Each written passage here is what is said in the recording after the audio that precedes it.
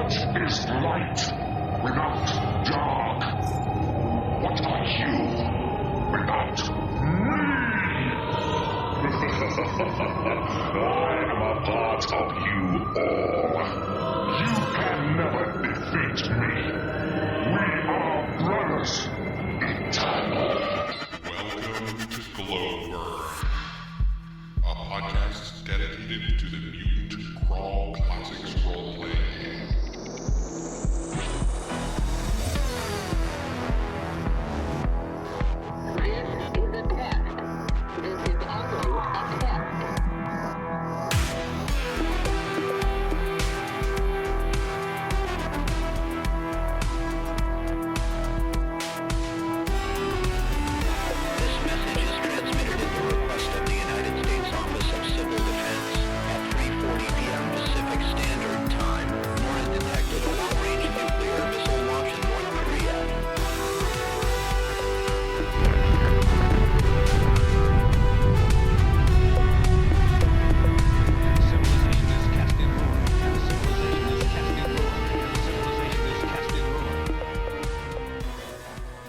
Welcome to Glowburn, a podcast about the Mutant Crawl Classics role-playing game and old-school post-apocalyptic adventuring. I'm Judge Bill. And I'm Judge Forrest.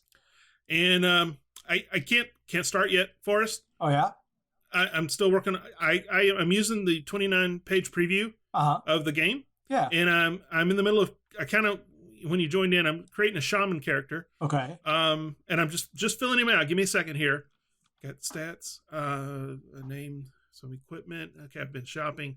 All right, I'm down to the last thing, and then we'll be able to get this podcast underway. Ready? Okay. Okay, hold on. Alignment lawful. Well, all right. Well, hold on, Bill. That's not right. Okay, I can fix it. Hold on. Lawful good. But, no, Bill. What? Bill, I you might be unclear on the concept. What's wrong? Well, alignment doesn't quite work that way in Mutant Crawl Classics. Oh, am I just neutral? No, there isn't really a neutral, lawful, chaotic. It doesn't work that way. Okay, so what is it? Well, you know what? You know what this is turning out? This is my first character, and this has turned out into just a great disaster. Hey, Judge Bill, Yeah? that's an excellent idea. What? Well, you've discovered the subject of today's great disaster. Oh, yeah?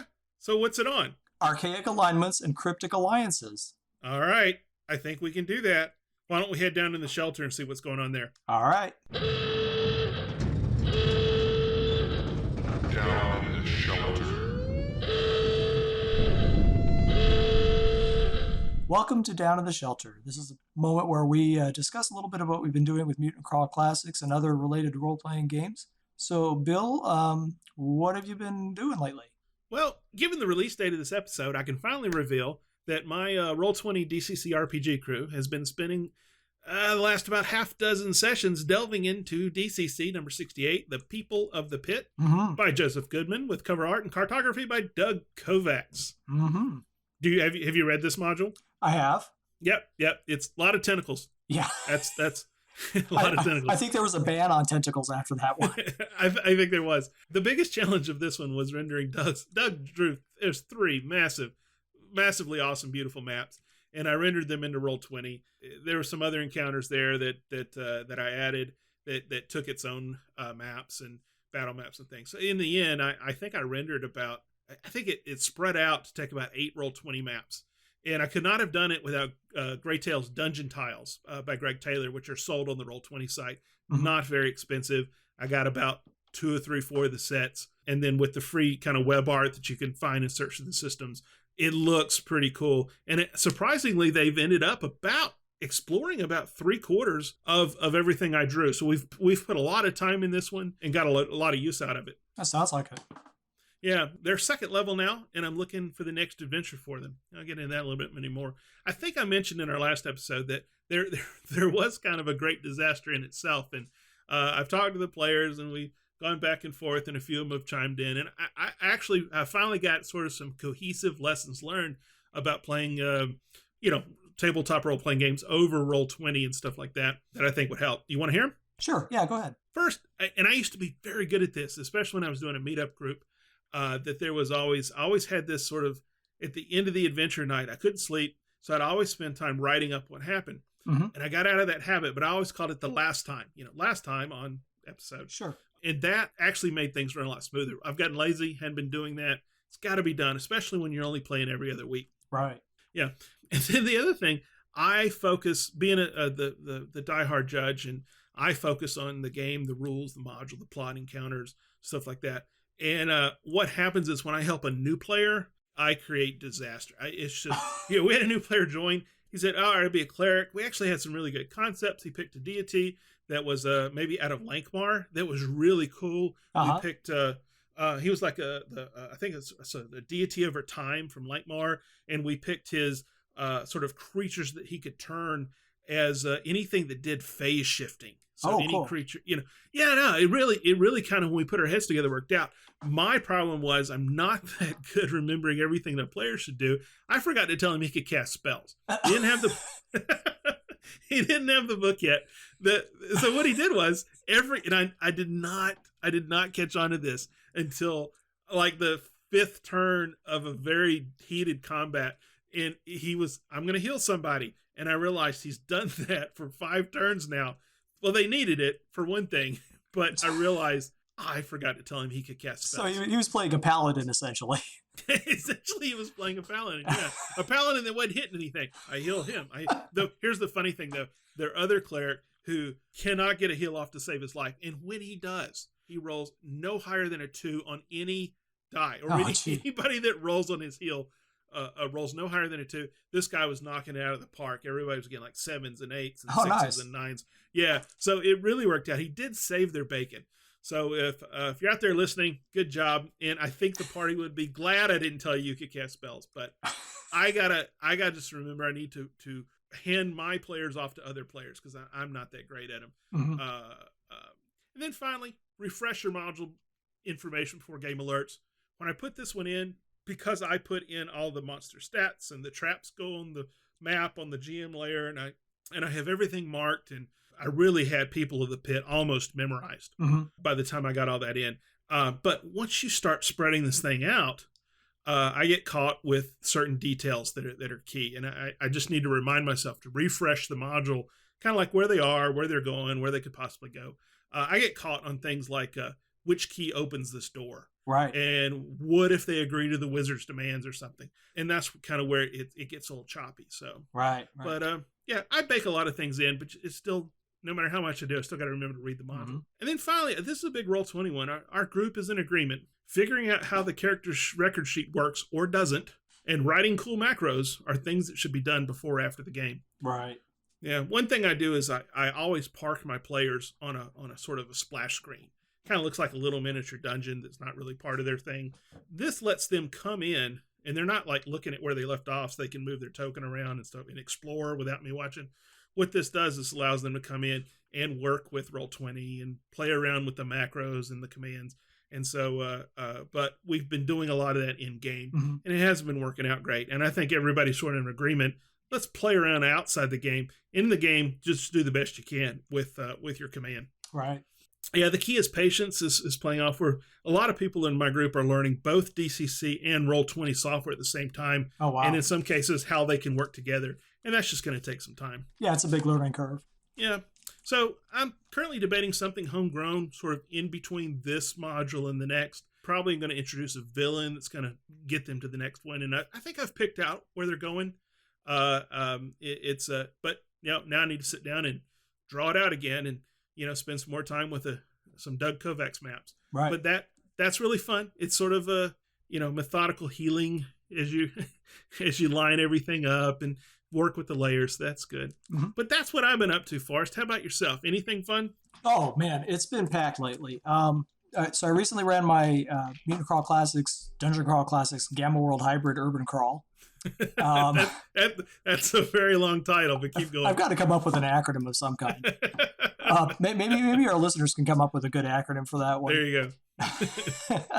Anyway, the characters, they encountered an agricultural bot that was pretty strict about teaching proper gardening techniques. Essentially, if you misuse your green thumb, he would cut it off. And We also had a fatality this time around. An important safety tip for those wandering around a post-apocalyptic landscape. Bright yellow crater-like depressions in the ground are probably dangerous. They're never safe. No, you shouldn't just walk up to one and thrust your spear into it because bad things happen, and they did. There wasn't really anything left.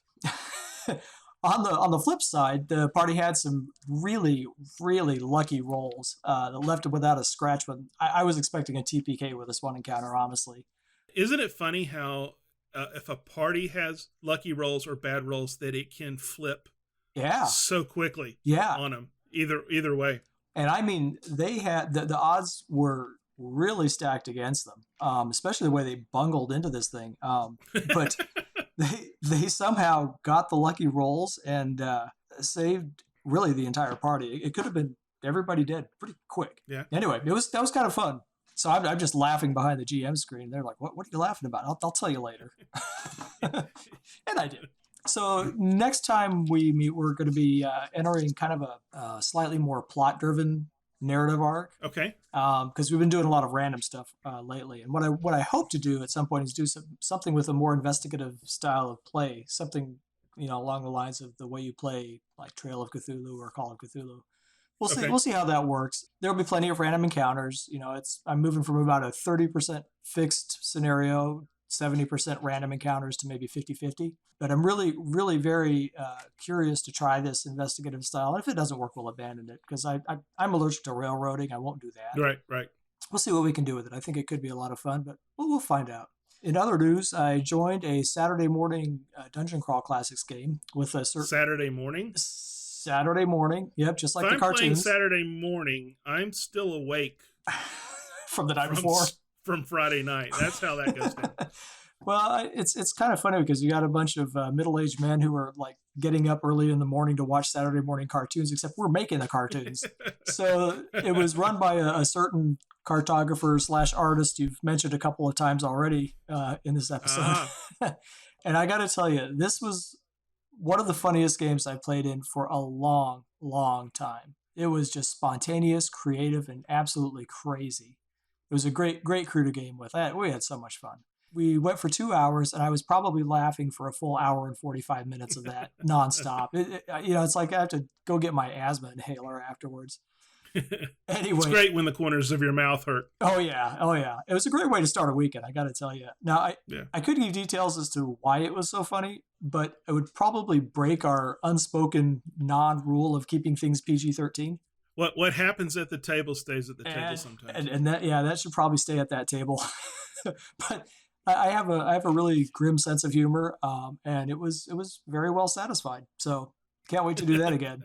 So also, as you know, I play in a Advanced Dungeons & Dragons 2nd edition campaign with a couple of friends that I have in graduate school and some others that have joined in. But in a couple of weeks, my player character is going to become a non-player character because I'm going to be DMing for a while. Oh, nice. Yeah, I'm pretty excited. It's set in Greyhawk, and the characters are in Critwall right now, for those who know the Greyhawk setting. But they're going to get a reason to flee pretty soon because the demonic hordes of IUs are about to burst through Critwall's gates. So we're kind of rewriting some of Greyhawk's history as canonically presented. So it's... Now, let me ask you a question about that. What are you using for Greyhawk source material? We're using the World of Greyhawk, the box set. Okay. The original box set. Yep. So anyway, but we picked a certain point in the timeline and we started there, and then we tweaked things a little bit here and there, and we're kind of, like I said, we're rewriting the history there, which is kind of fun. Okay. Other things, I've made some significant progress on my super secret role-playing game project. When are you going to be able to tell us about that? I probably after I get my first draft completed and into the publisher. Okay, great. They're gonna. I'll let them decide on that. But I can actually see the end of the not the project, but at least the first draft, which is good. I've been struggling to get there, so it's there. I can see the end of the first draft, just a few pages down. But that's still, there's a ton to do. If you've done any writing, the first draft is just the beginning. Mm-hmm. So what else have I been doing? By the time this episode drops, GameholeCon will be a done deal. And right now I'm anticipating some great fun in the next few days. But I've spent some time getting ready for running my DCC adventure and Lamentations of the Flame Princess sessions at Gamehole Con. And I've also started prepping a little bit for my Gamma World First Edition spiel at GaryCon. Oh, okay. But there's plenty of time to work on that later, but I thought I'd get a jump on it. That's what I've been up to. Sounds good. What you say we turn over to the radio here and see if we can tune in to some voices of the Ancient Ones? All right. Voices of the Ancient Ones. Well, we did have a one user send in between our last release episode and this one. We did have one user send in an email. It's from John Hook. Do you want to go ahead and read this one for us? Sure. John says, great first episode. I'm looking forward to more. What are the odds of you guys playing and recording some MCC or Gamma World for release as an actual play game? I'd love to hear you guys running the game as judges. Well, what do you think? I am amenable to that. Yeah, I think we can do that. What do you think? Well, here's my take that, for this genre, for my particular apocalypse, I think it would be good for other people to hear what my apocalypse looks like or how I would write an apocalypse adventure. The key thing here is if we got a group that's willing to that not only join this and do it with us, but they're also very good together. Yeah. They have a good rapport. Yep. They have a good rapport with the judge. Basically what you and I have learned in this is that figuring out, when to talk and when not to talk. Right. Well, and thankfully we have editors that can help us to not talk. they help us out a lot. And that's the other thing you mentioned. To do one of those and make it not be sort of a 4-hour audio droll on that. It has to have some good editing. And I think all the live play podcasts I've listened to are very heavily edited. Mm-hmm. But you know what? For this genre, I think we got to, because everybody's seen 100 fantasy movies. Everybody's seen 100 sci-fi things, right? There really isn't that much out there for this genre, and maybe we could do that. So we'll have to wait for the MCC game to come out so we can get it in our hands. Yep. No, I agree though. That sounds like it could be a fun little adventure. Yeah. And if my group's there at the time and they're all for it, maybe we can. But then again, my group might if I switch over to MCC, I might lose one or two people, and then we got to sort of reestablish the stuff over. So we'll see how it goes and see when the game comes out and who's up for doing it. I know I got a couple players that they'll just follow me right along. So that's something we can do. All the way to the bitter end, huh? All the way to the bitter end. You'll find our contact information at the end of the show if you want to write in. Just one email this time, maybe more. Maybe you have a burning question on your mind. So do a shout out to us, send us an email, or tweet to us, or come join our Google community and share with us what weird post-apocalyptic fantasy that you've been working on, and let us know if you come across some old esoteric mutant book, movie, or comic out there. Mention that to us too, but definitely reach out to us. Let us know what you'd like in the show, what you'd like for us to cover. It's a great question from John. I think it's time for our great disaster. I think so. The Great Disaster. Go. Okay, so archaic alignments. That's what we're talking about here, right? Yep. Okay, so I've pulled up our 29-page sample rulebook, and as to try to help myself figure this out, I have dug into what Jim Wampler is telling us, kind of previewing to us about the alignment system. Mm-hmm. I'm just going to read this here, and we'll get this out, and we'll go from there. Okay. The alignment system in MCC RPG varies from that in DCC RPG. In the brutal post-apocalyptic world of Terra AD, the overarching values of law, neutrality, and chaos have lost their meaning. The surviving sentient beings of Terra AD have instead organized themselves along more pragmatic belief systems, tailored to their individual social needs. These social constructs are called archaic alignments, as the origin of many of them is thought to be back to the era prior to the Great Disaster. For more information on what archaic alignment options are available to the players, see Chapter 2. Character classes in Chapter 6, Archaic Alignments. Well, our preview doesn't really include any more information after this, as feverishly as I turned to Chapter 6, which isn't there. So It's a What- teaser. It's a teaser. So what do we have to go on here? Obviously, you are you're the one that discovered Gamma World, and these are not. This is not new to you as it is to me, right? Right, that's right. Now these have been around under a different name for quite a while now. In Gamma World, they're called Cryptic alliances. Right. And so if I use the terms interchangeably, it's probably just out of habit more than anything. I recall sitting down to the museum at the end of time with Jim Malpler and Jim explaining to us as players that essentially there's no such thing as alignment as we know it in Dungeon Crawl Classics because Right. everybody's really most concerned about survival, right? First and foremost. Right. There's no civilization on a large scale that we know of. Right. Therefore, the kind of philosophical underpinnings of law versus chaos are really meaningless. They have no meaning at all in that kind of a wild environment. So basically, there is no function of alignment as you think of it in classic fantasy role-playing games. So Right. So the paladin doesn't have time to just walk around and be lawful and keep law and do lawful things and help good because he's hungry too. Right. He might try, Right. but Right. it's not going to last too long. I mean, idealism. There is an idealistic element to the archaic alignments for sure, but it's of a more limited nature, I guess, more focused. I think probably the best thing to do is probably just give a couple of examples of what an archaic alignment or cryptic alliance is. Okay. So a couple of them. One is taken. The first one I'd like to go over is taken from the Gamma World first edition rules, and I think it's been repeated through all the editions of Gamma World, if I remember correctly. And this is a group called the Seekers, and the Seekers are filled with an all-consuming hatred of the technology that brought about the destruction of civilization. So they want to get rid of it. They're like the party's worst nemesis. The party's walking over towards this group who's got all these really cool artifacts, and then they realize, oh, wait a minute, they're taking an axe to it all. Right.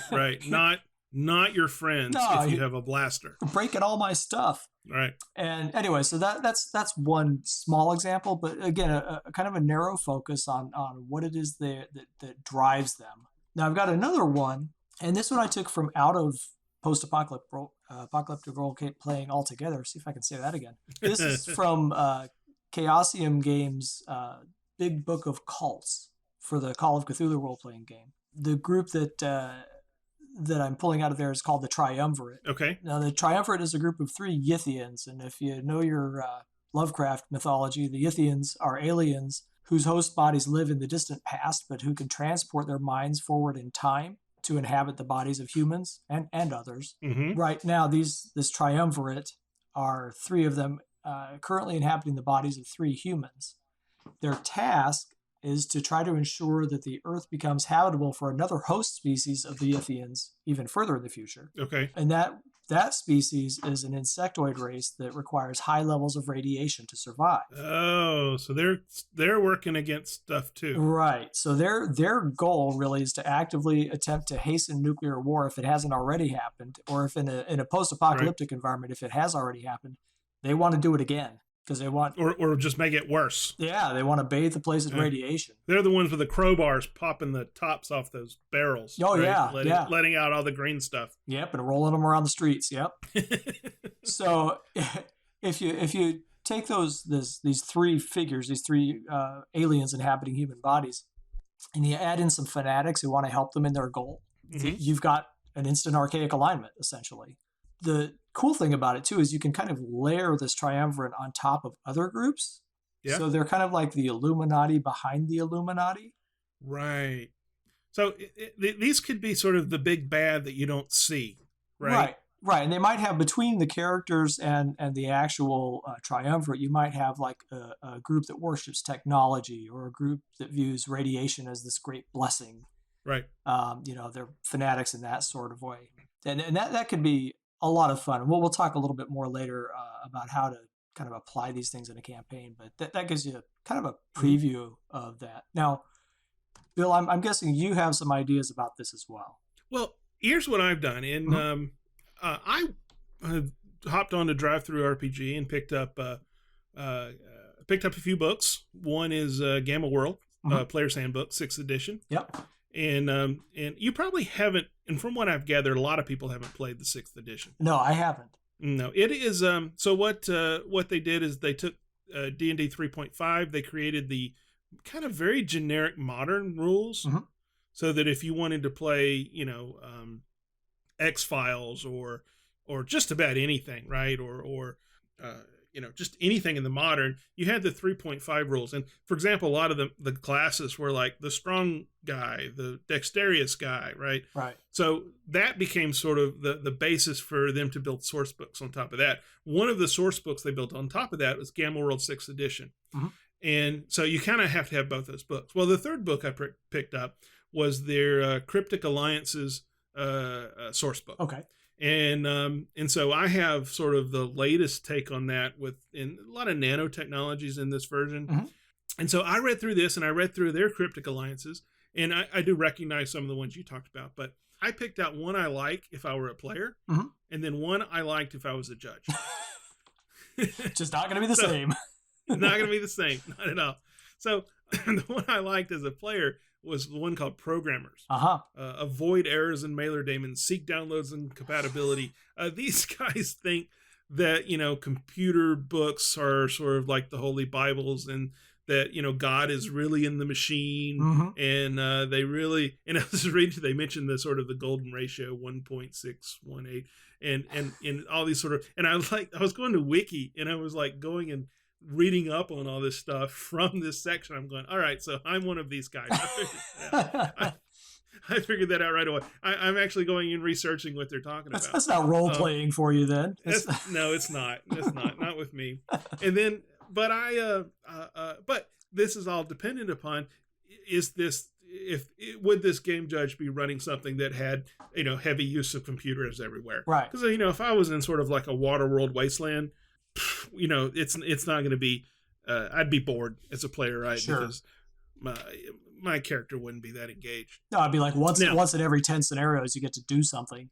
Absolutely. It's kind of like if you have a thief in the party, you put traps in, right? Yeah. Oh yeah. If you don't have a thief, you don't put as many traps in. Right. That kind of stuff. So, however, as I'm reading through these from a judge's perspective, I liked one they called the Peace Brigade. Now, was this one in older versions? Not by that name, anyway. No. Anyway, so what I gathered from the sort of 6th edition is it a very populous, it's not like you're wandering in the wasteland, you come across one mutant, that there are cities of very large peoples and stuff like that. Well, the Peace Brigade, basically their premise is a society must be judged by its ability to defend itself. They are the defenders of the town. However, and this is the really cool part, they're not really in charge of the government there, right? Okay. They're contracted out. And this, as a judge, there's a whole lot of things you could do with this, whole lot of missions that you could work against them, work with them. There could be these, if the, sort of female-led society, Vigorous, I think was their names in this one, if they're, the running the ruling, I mean, there's a lot of things you could do with this Peace Brigade, a lot of hooks and stuff like that in there. So I like them. Like, I would always probably include them because jobs could come from that, and towns and a whole lot of things there. The key points with them is they defend the towns, and you gotta go through them to get to the good stuff, but you got to work with them. But they're not necessarily good or evil, right? Right. They could be both. Right. Yep. And I did pull up a few that I thought were honorable mentions that I was reading through this book I really liked. Yeah. The Trionicons, they're basically mail delivering monks. Made me think back to the Postman. Yeah. Yeah. Yeah. And then another one was the Ruin Raiders. And basically that one was written to, let's make dungeon crawling an official job title. That's what they did. Their job was they heard about a mutant monster, and then they gathered up all their guns, and their job was to go kill it. And they had cards to show their identity to each other. Yeah. Absolutely. Little soirees on Sunday and a brunch together. Yeah. Now, there was a few I didn't like. There was one called Cyclers. Has that been in the old ones? Maybe by different. I don't know. I read it. It's like and in this book, there's a good solid page on every single one, 2-column page. So it's just a block of text. I still don't know what they do, but it was fun. I enjoyed going through them. The Supremacists were in there. Yep. Yeah, basically the player's handbook had some, and it said, hey, another thing's coming along later, and they did produce that. But it's a pretty good book, and I do like them. I do like the Cryptic Alliances and how that would work for you as a player or judge, and we'll talk about that in a little bit. Yeah. Actually, why don't we talk about that right now? Okay. We gave some specific examples there, but if we broaden out kind of the idea of the Cryptic Alliance, it's really about belonging to a group, right? Right. And of course, in a post-apocalyptic environment, someday I'll learn to say that right. we have a podcast on it. I think we should practice because I'm messing it up too. What a novel concept. But this is really about belonging to a group, and in that post Great Destruction context, you have to ask why would somebody be a part of this? What's in it for you? And I think there are different kind of shades of belonging, like there are with any group, right? Whether it's a political group, a religious group, a socially beneficial group. There's different motives for people being in there, and kind of, like I said, shades of belonging. Some people really believe the ideology. They really do believe that. Some might be part of an archaic alignment because of what they gain from it. And that would be like the teenage default if I was playing as a teenager. What do I get out of this, I get to be in a group. Right. And I think there's some more interesting takes on it, though. Like, what if somebody's in one of those archaic alignments out of fear? Right. Or because of peer pressure. And I think you get a more subtle, more malleable view of archaic alignments versus our kind of classic notions of alignment. There's much more role playing that can be done using these than I think might necessarily happen with a strict adherence to alignment as we know it.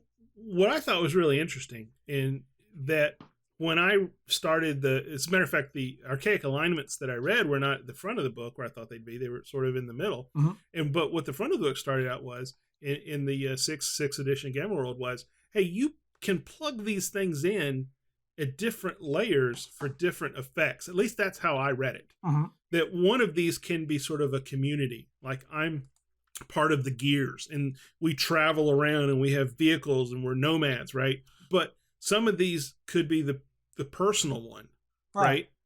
That this is what I'm community-wise, I'm part of this alliance, but personally, my or theological, philosophical, I'm part of this. I have this thoughts, right? And you if you can really sort of like take your character and start, instead of saying I'm chaotic neutral, right? You can really start bending your character out into really kind of funky stuff that I like. Well, and that's where it gets interesting, especially when you talk about, it's interesting with one character, but put two together with those differing, kind of conflicting, possibly, or complementary motivations, and then throw a third person in, and wow, I mean, if you can't find an adventure hook in that, you're not trying, because that should be really easy to be able to pull adventure hooks out of that kind of thing. No, and we'll talk in a minute when you get 6 characters. Oh, gee, yeah. with 2 or 3, right? We can go the other way. Right. Well, yeah. You can. Then people start taking sides, and then things get really interesting. So if I've done this, what effect does that have in the campaign? I think part of it has to do with the potential for the effect has to do with population. You'd mentioned that the 6th edition is kind of thickly populated, if that's the correct word, or densely populated. I think the world, what I've read so far, the world lends itself to be more populated than what I've pictured it. Right, and typically you'd think of a very sparsely populated world with a post-apocalyptic setting. I think that goes back to again, back to Gamma World 1st edition. You look at the Dave Trampier art where you got, 4 guys walking up on this ruined city and there's nothing there but empty buildings. Right. I think the degree of the effect that an archaic alignment is going to have on the campaign may be proportional to the density of the population. I think of most fantasy campaigns, if you're in a city, you're going to have a high population, for example, and a Thieves Guild has a great deal of effect in there, or can, right? Oh, and anytime they're in a city, I think both me and my players, automatically we have to use a Thieves Guild. Right, right. In a fantasy setting. It's just like going to the mall. Like, we're here, we're going to go to the mall. Right. We got to Right. meet with the Thieves Guild, see what's going on in the underbelly. Right, but if you're out in the country, it's a different game altogether. Right. You know, a thief can get away with just doing his own thing and doesn't have to belong to anything. Maybe doesn't have to belong to a guild to stay out of trouble. Anyway, I think there'd be kind of a similar consideration on the campaign as to how the archaic alignments are going to affect each other and affect the characters in particular. It really, I do think a lot of it depends on population density, because that's, you know, with a higher population density, you have a higher number of social interactions that are going to take place. And of course, those social interactions are going to come to crisis points when you have people of differing archaic alignments bumping up against each other. Does that make some sense? Yeah, it does. It does. Okay. That each one of these type of alliances is going to have their sort of ebb and flow. Mm-hmm. When you get two of them that sort of peak at the same time, you got some conflict. Right. Well, and then the question that I've posed and I've thought of is an archaic alignment, can we call it civilization, or is it not? Do archaic alignments tend to drive a campaign world toward a civilization or away from civilization? You know, there's a lot of flux there. Right, and a lot of the ones I read about talk about how they are, what they look like in a small group that might be isolated versus a large city of, you know, several thousand people, that and how they behave and what they're different and what they look like. I think they're different from civilization and can be used that way. Now, the thing is, there's kind of a potential trap there for a judge, and that is that it's easy to set up a village, let's say, and have it simplistically be centered around one philosophy. Right. You know, rather than have a number of different ones, even in a small village. That's kind of the easy way out for a judge, and I get it. That's efficient, you know. It is, and because what you don't want to have to hand. Well, here's your 18-page book that I've written about this city you're going to visit, right? And all the politics and, you know, alliances and who's who and stuff like that. Yeah,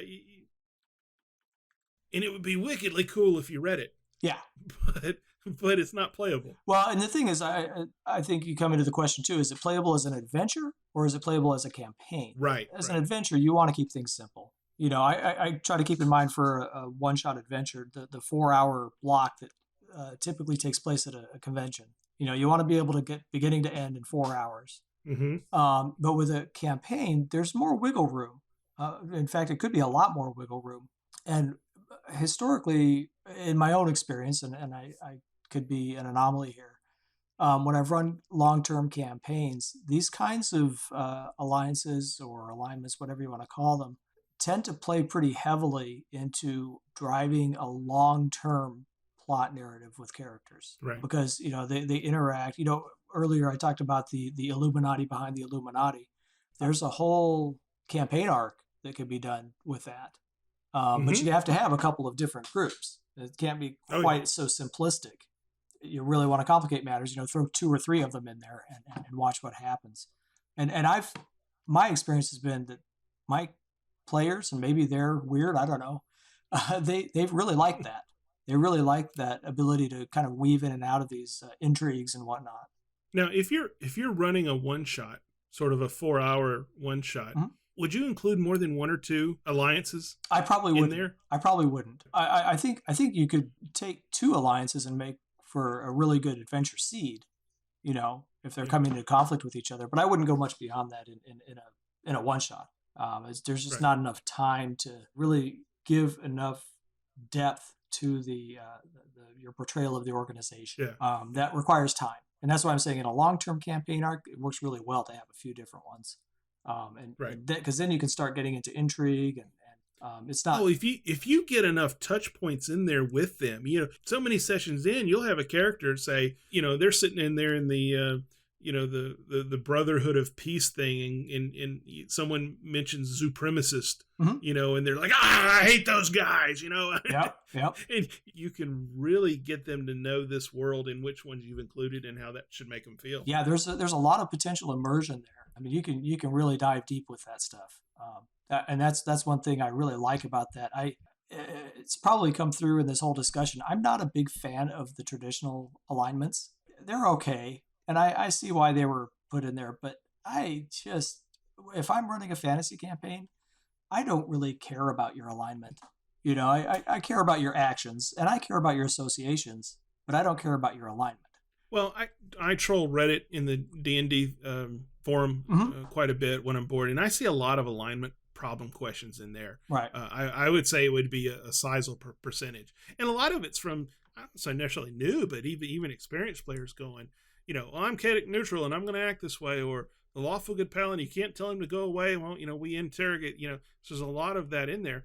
It was funny. I was listening to just a few weeks ago, one of our, I think, podcast you and I listened to, they were talking about, they were interviewing the author of the Basic Fantasy RPG. Right. And they asked him, they said, well, why don't any of the monsters have alignments? He goes, you didn't read the book. Yeah. There are no alignments. Right. And so I've had my book 6 months. I picked up, flipped through, never mentions alignment to begin with. And so that was pretty interesting. And I think, and other players, and I know how I use them, and my players do, and they work for us, but they're not big deals. Mm-hmm. They're really not. But I have over on the DM's Block podcast, in other podcasts, you hear people doing something different with them. Like it was interesting. One of the groups was talking to the DM's Block or wrote in, and they were saying that they use the Magic the Gathering, dual color pie. Oh, right. Yeah, and it's like, black red. Well, if I'm black red, then that stands for someone who has ambition and thinks before they leaps before they think. Uh-huh. So people want to define it. They put a label on it. But then again, it's really how they play is the big deal. And it is too much friction.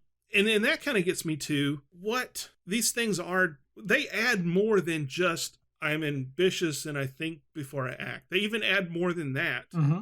And I like that about them a whole lot. Yeah. And the other thing is, you'd mentioned earlier these kind of differing levels of allegiance, I'll say, to a community, to your personal ideals. That allows a lot of wiggle room, I did want to share one instance where I thought the whole lawful, neutral, chaotic thing was used to shocking effect. Uh-huh. And that was Brennan LaSalle was running a DCC session that I was in. And the premise was that the city had been surrounded by these creatures. And I can't remember if they were undead or like humanoids or what.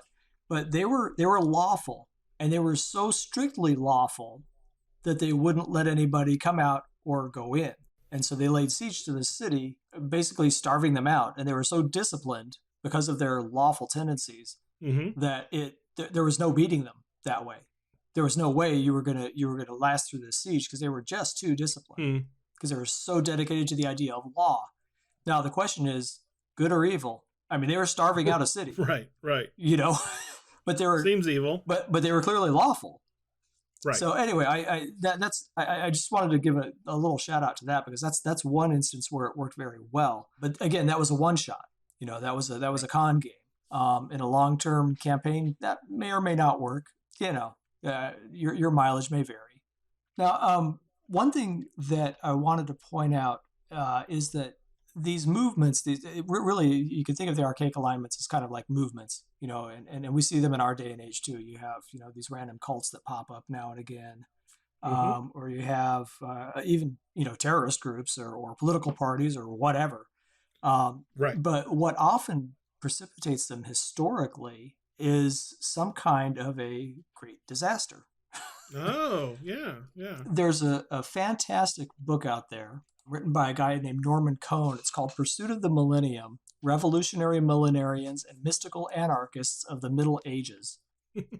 You find the most interesting things for it. I have strange reading taste, I admit it. But this book, I really enjoyed it. And it's about, obviously, the title is exactly what it says it's about. It's about these millenarian cults that were anarchical in nature in the Middle Ages. And it was kind of an artificial crisis that was happening in that they were coming up upon, it might be, 1499 and it's about to turn to 1500 or maybe a little earlier.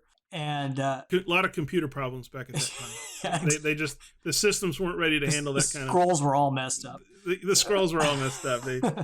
But that idea that this numerical turning of a century was going to bring on some kind of a crisis. Well, we had that happen not too long ago. Right. That's happened in our lifetime. And there was some freaky things going on. If I remember, Heaven's Gate was right around that time, wasn't it? Yeah. I think that was right around that time. And so these crisis moments cause people to kind of come together into these groups and gel with each other, solidify with each other. And I think, what better thing to do that than a great disaster? Oh yeah. No, that's right on. No, the game takes place, a great disasters happen. There's going to be all these sort of hardline thinking going on in the world. Some of that, and I think that Jim kind of hinted at this in the rules, some of that would have happened before the great disaster. Yeah. That some of these groups, and Gamma World explicitly states that, first edition explicitly states that some of these groups were from before the time of they had a different name for it. I can't remember right now, but effectively the Gamma World Great Disaster. Yeah. And so some of them were remnants of political parties, or they were kind of riffing on those ideas. For example, in our day and age, there are white supremacists, and in Gamma World, you had help here, I'm forgetting it. Zoopremacists? No, I'm thinking of the Pure Strain Human group. Oh. Anyway, there's a group of Pure Strain Humans who they are the Knights of Genetic Purity. That's it. The Knights of Genetic Purity. And they are going to wipe out the world of all mutants. That's their shtick. And you can kind of see that directly coming out of there. And I know most people who played had Knights of Genetic Purity in their campaigns, of course, would dress them up in brown uniforms with red armbands, it was just kind of the natural default thing because it's something we know has happened. It's something we can see, we can say, oh yeah, these are basically Pure Strain Human Nazis, right? Yeah. So really... some of that spills over and it may actually be one of the legacies of the Great Disaster, are some of these archaic alignments. And I'd say definitely in Gamma World First Edition, that was the case. Yeah. I think not every single, whatever we come up with, whatever we pull from other material, not every single one is going to be right for your campaign. Right. Like there's one in 6th edition called Breeders. And basically their mantra is, be fruitful and multiply now. Yeah. Okay. You could put that in a campaign with certain people. And then I know certain players that there's no way I'm going to introduce this group into with them because it could go bad. Right. It could be one of these things that we have to leave at the gaming table so bad. So not everything's for everyone. That might be kind of fun though when you think about it. I oftentimes we think of these cryptic alliances as ways to bring different groups into conflict with each other. What if you had like 3 different groups of peace and love hippies? They were slightly different in their mentality. What if your whole campaign world was nothing but hippies? That's horrifying thought, I know, but that would be a horror game. But you really could use that. Yeah. It doesn't have to be people being brought into conflict with each other. That just helps to ratchet up the fun of it, I suppose. So there's one idea of a kind of a campaign that we could open up with. Let's do an all hippie campaign. Mm-hmm. They're kind of the obvious ones too. If you had like the Supremists versus the Knights of Genetic Purity, that's kind of a... Well, you got a war. Some of these, you put them together, it's just an instant war, right? Right. But some of them I find kind of interesting. For example, if you took the Seekers who want to destroy all of the technology, and then you have, I believe it's the Restorationists who want to bring back all the technology because they... The way it was before the war. Right, but without the ill effects, without the weapons and whatnot destroying everything. They want to try again. That could be a very interesting setup because you're battling over resources, but would they necessarily battle each other or would they just be trying to steal and or destroy artifacts?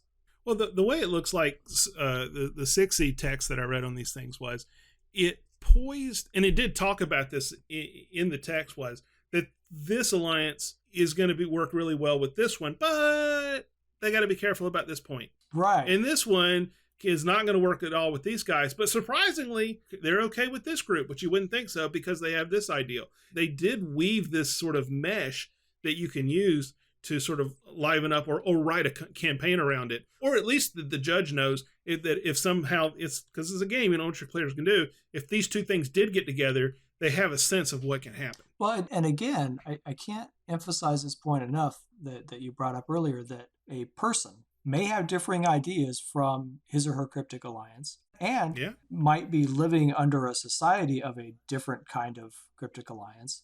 And those points of conflict or potential conflict, I think that makes for some really interesting campaign drivers. You could really leverage that. And because this is applied not only to the campaign world, but also to the player and their ideology. Yes. It makes it a way more interesting way of thinking about alignment. Yes, I totally agree with you. I like them. Yeah, I really like them. I do too. I do too. I personally like messy campaigns. I like clean and tidy one-shots. Well, sort of. I do. But in terms of campaigns, messy is fun. As long as it doesn't, veer totally out of control and all the loose ends just kind of flap in the wind there. If you can bring the loose ends together and tie them together, I think that's a great way to construct a campaign as you go. So, in your opinion, what is tidiness in your campaign? What do you like to see that's tidy, and what does it look like when it's not tidy? Well, again, this may be a subject for a whole different episode. There's a question of scalability or granularity. Actually, is the real term I want to use. I like my sessions to be tidy. I like them to be able to end on a note where we know where we're going, right, or at least we have a direction we're headed. But long term, I don't necessarily have an end goal in mind. Some people do. Some people, the end goal is to find the mutant mastermind. Well, right. Which is so like for example, I have a season. We're doing season 1, and I have these episodes planned.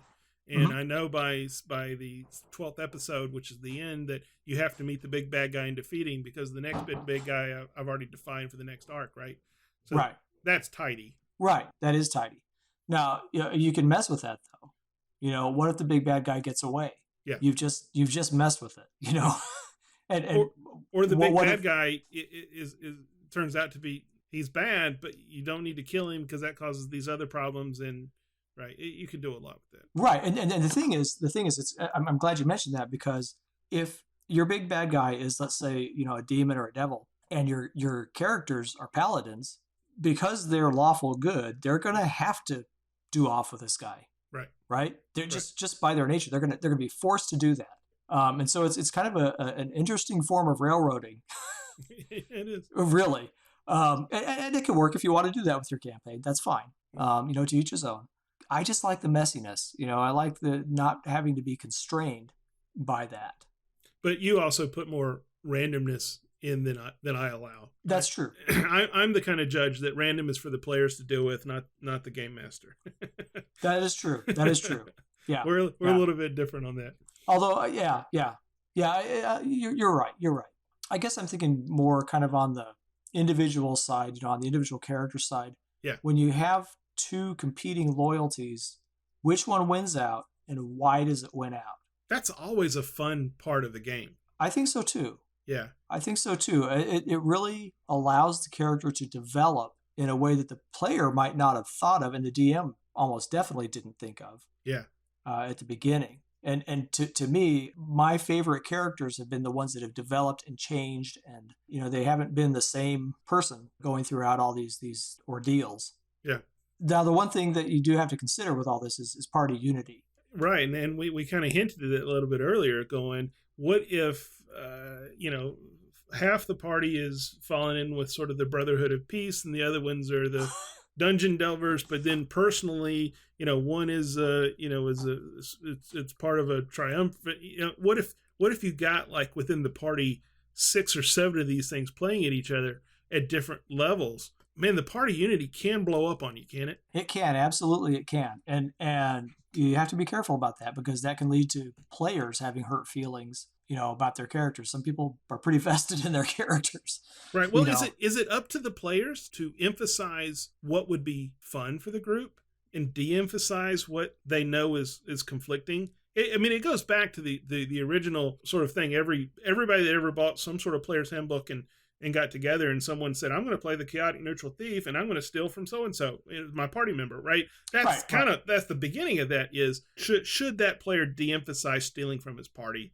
Right. And having a D&D character that is the thief. Yeah. Yeah. My character's been pretty, if you want to put it in alignment terms, pretty neutral. Okay. He has never stolen directly from another character in the party. Mm-hmm. And I hope none of them are listening to this. But he has taken first dibs when he's discovered treasure in a chest. That's fair. Without other people totally knowing. Fair. Totally fair. Right. So it hasn't affected part of you. You know, later on they figure out, oh wait, where'd you get that magic dagger? Right. I just kind of stumbled on it. You know.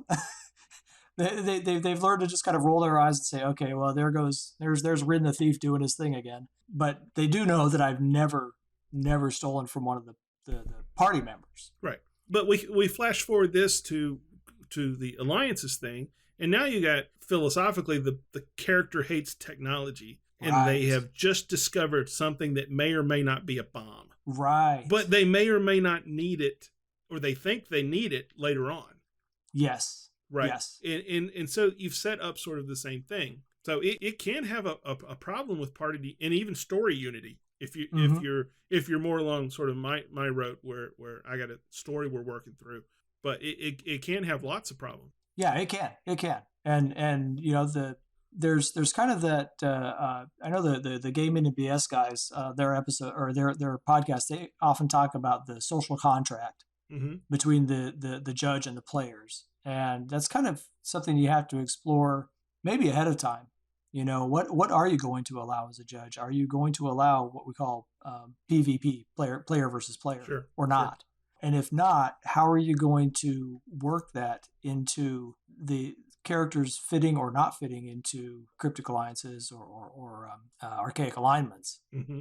You know, that there has to be some talking ahead of time, and I'd be very careful with people that you don't know in your gaming group, who you don't know well, because I have seen that blown up at least once, and nobody was throwing books or anything, but there was we had somebody leave one of our parties one time as a result of that, a newer guy to our group, and yeah, that's something I'd not care to repeat. No, and that's always awkward. Yeah, it is awkward. And so you have to ask yourself, how far am I willing to push this idea? Now, for me, like if I was to do this with my D&D 2e group that I know really well, we could go PvP all day long and nobody would care. It would just be a free for all. But nobody in there is playing a chaotic evil character, so far as I know. So anyway. Yeah, your mileage may vary, and you have to take into consideration that social contract that you may or may not have with your players. And if you want to take it that direction, let them know a little bit ahead of time what you're planning on doing. Don't spoil all the surprises, but let them know that there may be some friction there, and that can be good. That doesn't necessarily have to be bad. It's just a question of players being able to properly adjudicate their own feelings in regards to their character. Yeah. And keep in mind, it is a character. It is not you. Yeah. That'll help out in the long run. Well, let's. Go ahead, Bill. So what sources do you use to pull from to pull your chaotic not chaotic alignments? I'm mixing. God, I have learned nothing in this podcast. What are you pulling from for your cryptic alliances or archaic alliances? My default, of course, is Gamma World First Edition. Sure. I fall back on that just because that's what I know. But I have found a few other resources that I think are pretty intriguing. They'll require a little bit of tweaking on the part of a Mutant Crawl Classics judge, because you're going to have to take from other systems that may or may not have a mechanical effect on the cryptic alliances. Right. One of those, for example, is one I mentioned earlier, the Big Book of Cults from Chaosium. And boy, do I love that thing. It's now those are specific to more Call of Cthulhu type scenarios. So you're looking at either the 1920s or some of them are actually more modern, but none of them are explicitly post-apocalyptic, but they really could be. Anyway, that's one is the Big Book of Cults. Another good resource is Dark Albion Cults of Chaos. Now, this is an intriguing book that I just picked up not too long ago. It allows you to generate medieval cults through random tables. Oh, So you're nice. basically generating these cults on the fly as you go. And it's really interesting. I mean, it has, the different types of focus, whether it's a figurehead person or object or whatever, or a location. It has, the question of how secret is this cult? Is it in the open? Is it right. kind of shadowy, or is it completely shut out like a black box to the rest of the world, except for those who are in it? So anyway, lots of random tables to kind of generate. Well, if I had had that, my mutagenesis section would have been a lot easier to do. Yeah, it would. It would. And the thing is, like anything else, you can retcon it for a post-apocalyptic setting. Yeah. And then one of my favorite blogs, and we'll put a link in the show notes. It's Elf Maids and Octopi is the name of the blog. I love it. I'll tell you, I read a lot of blogs, and this is one of my go-to blogs. I love this thing. But Elf Maids and Octopi has a section on gamma cryptic alliances. Mm. And it just goes through and there's some random tables to generate things. It categorizes the cryptic alliances into different sections. There's the idealists, the conquerors, the builders, the destroyers. And then it goes through all of these cryptic alliances and gives you a paragraph about them. Yeah. Really, really good stuff. Very interesting stuff. And not terribly campaign specific, which is nice because you could lift these right out and use them in just about any other campaign. So that's a really good resource as well. And another one that I haven't looked at for a while is, you remember the old Planescape from 2nd edition? Is that one part of Spelljammer or not? No, this is different Okay. from Spelljammer. This is has the main, I guess, deity is called the Lady of Pain. And she is the leader over the city of Sigil. Okay. And the city of Sigil is this kind of place where the planes all intersect. Yeah. If I'm remembering this correctly. And, that I think that's one they've carried on. I read about it in 4th edition. Right, yeah, that did carry on, and there are 15 different factions in there, really philosophically bent. They're much more. They're not just a club, but each is centered around a way of thinking. So anyway, that's a really good resource too, and that's one I'd like to dig into a little bit more because I think there's not enough philosophy in role playing. Yeah. No, absolutely. What about you? Well, I did, like I said, I picked up D20 Modern. I picked up, and I'm skirting the edges. I never played 3035 editions of Dungeons & Dragons. Probably won't, but I'm skirting the edges with some of these things that have some of its elements. I think D20 Modern is the closest I'm going to get.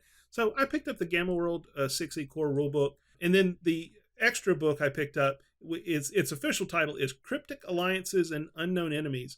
And it's really good. And the stuff in there you can lift out and put just about anywhere. It contains ways for generating towns and other organizations and these cryptic alliances and how you use them. It's very good. And I enjoyed it a lot. As a matter of fact, as I've been reading about 6th edition Gamma World, is that maybe people weren't completely thrilled with the D20 Modern system, but they said that, matter of fact, a lot of the sort of source books that came after that have been really great sources to use with just about any system. And so that some of those are very well done, and you can go to that. All right. That's fantastic. I'm guessing, Bill, that our listeners probably have some other resources that you and I don't know about. Absolutely. So if you have some resources in mind, go ahead and write us. We'll give you all the contact information you need at the end of the podcast, and let us know what you might use for your cryptic alliances.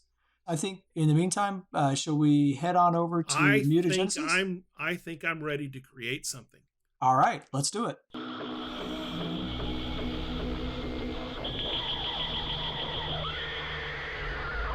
Mutagenesis. Welcome to the mutagenesis. This is where we take something from other game systems and take a stab at converting them for Mutant Crawl Classics role-playing game use. Now, Bill, we've been talking a lot about cryptic alliances and archaic alignments, and I suspect you have something related up your sleeves. I do, and my inspiration this was a picture that you posted on our Glowburn Google community. Guilty, yes. It is. It basically it is a picture of two emblazoned Jawas, is what it looks like. They're carrying shotguns, and then they have the robes with the pointy hats, but they have all these sigils on them and stuff like that. And that's my inspiration for this. And I call them the Universal Recyclers. All right. So here's what I got here. The universal cyclers, their sort of quote is, everything is made of something, and we want those things for keeps. Basically, these guys look around and they see the trees and not the forest. Basically, the apocalypse has happened. Everything's now a valuable resource. We need to take it all apart, keep it, store it, catalog it, and then it becomes trade goods for other groups. And so here's what I wrote about them. Mm-hmm. When the first spare part was needed after the stock shelves were empty, the first recycler was created. When the recycler lays his eyes upon an item, robot or vehicle or any mechanical device, they see the value of all the parts that make up each item, and they are given a personal goal of disassembling the item. This is sometimes to the detriment of others' goals, as the item having the condition of still working is overlooked before wrench, pliers, and screwdrivers are unsheathed. They're often identified by satchels of tools and recently acquired parts. Grease and oil stains on their skin and clothes are common. Possibly goggles in sight. Often conversations of gatherings of recyclers will delve into detailed comparisons of their knowledge of items and how they're made. The conversations can go on for many hours. Here's a snippet. While the SLP-1080 had 14-gauge wiring connecting the intake readouts to the control hub, I believe you're talking about the SLP-1070 when they were built. When they built the 1080, they downgraded all its components. I myself have many 1070 parts. I can see that banter going on and just driving the characters insane, right? They are known to have alliances with programmers and then the Elfers and Gears. The programmers are useful for supplying them with the very important equipment of part item cataloging. The Elfers, which in Gamma World 6 edition are the flyers. They want to achieve flight, either spacecraft, and the Gears are the people that drive things. Mm-hmm. They make great customers, but they still try to keep them at arm's length in fear of the recyclers getting their eyes on their goods. Getting involved with this alliance requires players to acquire themselves at least a small stock of equipment and have collected several stories on most of the parts. These are probably also hoarders. Yeah. When you look at it. I don't know, those guys just inspired me to create this Cryptic alliance, and I don't know if player characters would like that. I think it could be someone that they could run across. I don't know. It's my first one I ever created after reading just a few of them, so... That's fantastic, Bill. That's ambitious. Well done. I was more afraid of coming up with something that was already in print. Yeah. Oh, that was great. And try not to get that. So what do you got for me? Well, I'm feeling absolutely inadequate and lazy now after all that. Boy. My mutagenesis is taken from the Goblin Punch blog. I've received permission from Arnold Kemp, the person who writes the blog, to share with you on the show his idea, and with a little bit of a modification. He has a group that he calls the Void Monks. Now, this is in his one of his fantasy settings, I believe.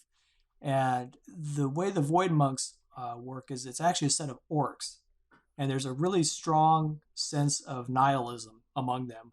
They basically think it's a cruel world. And the only way to deal with it is to vanish into it, or vanish from it, or making it vanish, really, like a dream.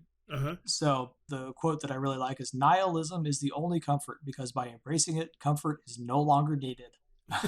Very deep. Yeah, very deep. And very deep, and there's a lot to it. Now, the really cool thing is that these orcs, or in the case of if you modified it for Mutant Crawl Classics use, any character basically, or non-player character, would gain certain benefits by the processes of lobotomy and by the processes of even the total removal of the brain, which is considered a great feat, if you will.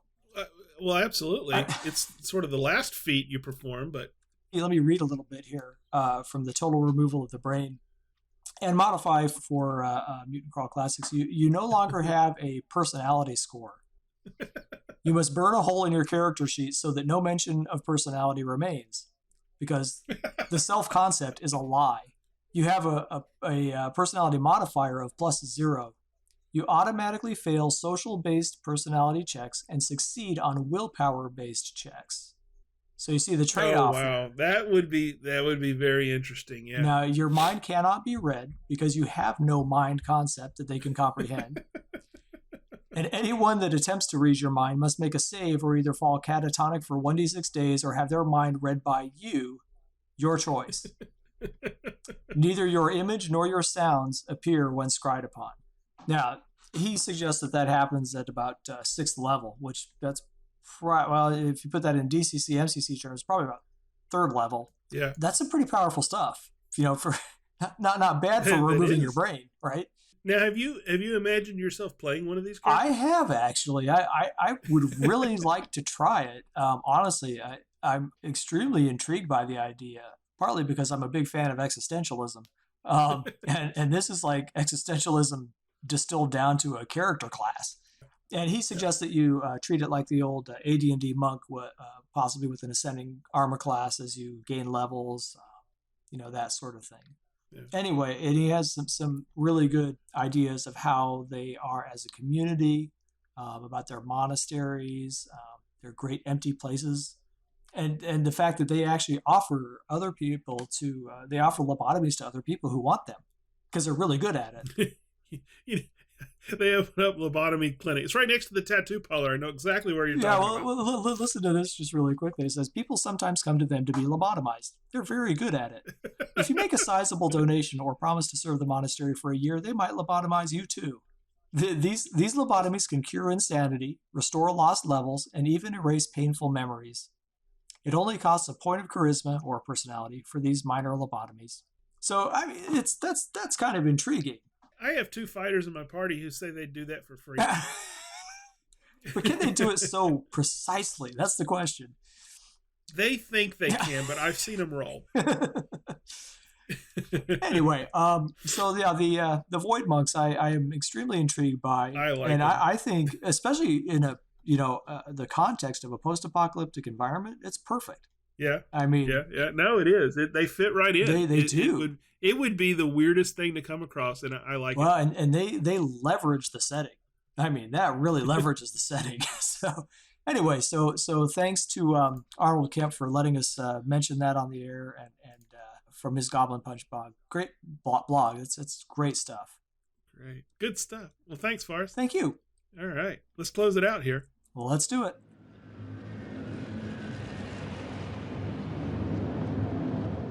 As far as announcements go, EverCon will be coming up January 6th through 8th, 2017 in Wausau, Wisconsin.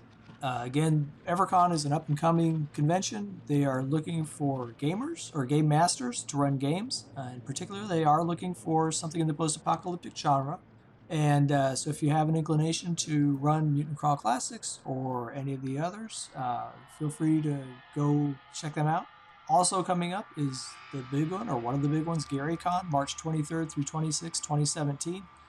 Now, I got a sneak peek at part of the potential games list for GaryCon, and I counted so far 10 sessions of Mutant Crawl Classics.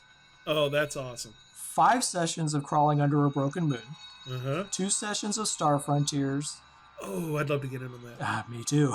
And 1 session of Gamma World First Edition, which I'll be running, and that's just so far. There may be more. There may be more from other systems that haven't been mentioned here as well. So we'll have to take a look and see what happens. This is just an early peek of what might be available, but that's almost 20 sessions of post-apocalyptic goodness.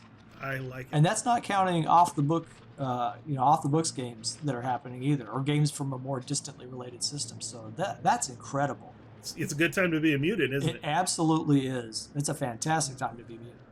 Let's see, we also want to mention the Goodman Games online store. That's http://goodman-games.com/store.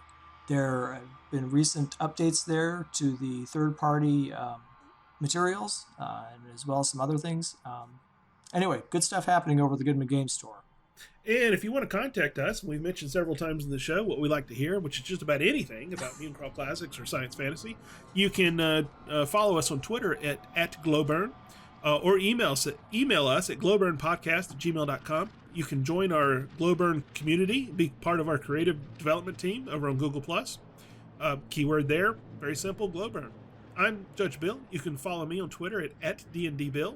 And then if you want to peruse my blog, it's nonlineardungeon.wordpress.com.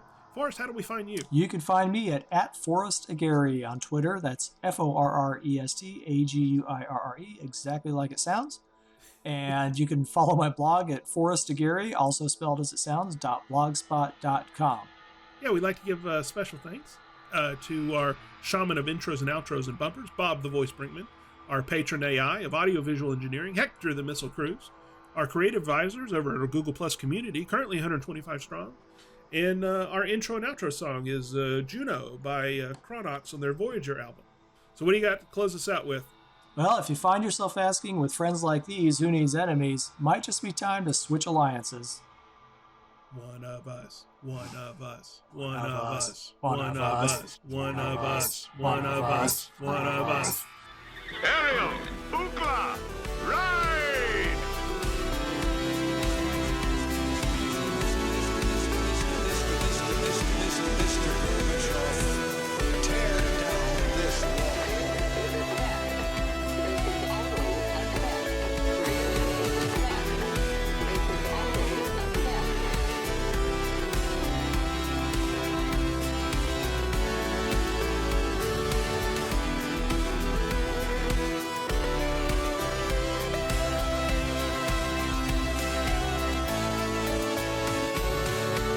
Blood of your enemy makes you stronger.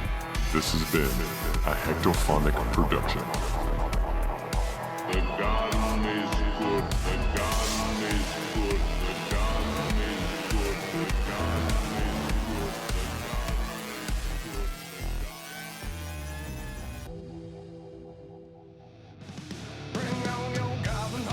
Remember when your Dungeons and Dragons came in a box? Remember when your campaigns were all about rulings and not rules? Remember when the only toolbox you needed was the spirit of invention? Well, those days are back. Join us on the Saber Die podcast as we discuss all that was best in the golden age of role-playing. We'll review classic D&D products and brand new old-school games. We also interview some of the industry's mightiest movers and shakers. So tune in. You can find us at saberdie.info, the iTunes store, or d20radio.com.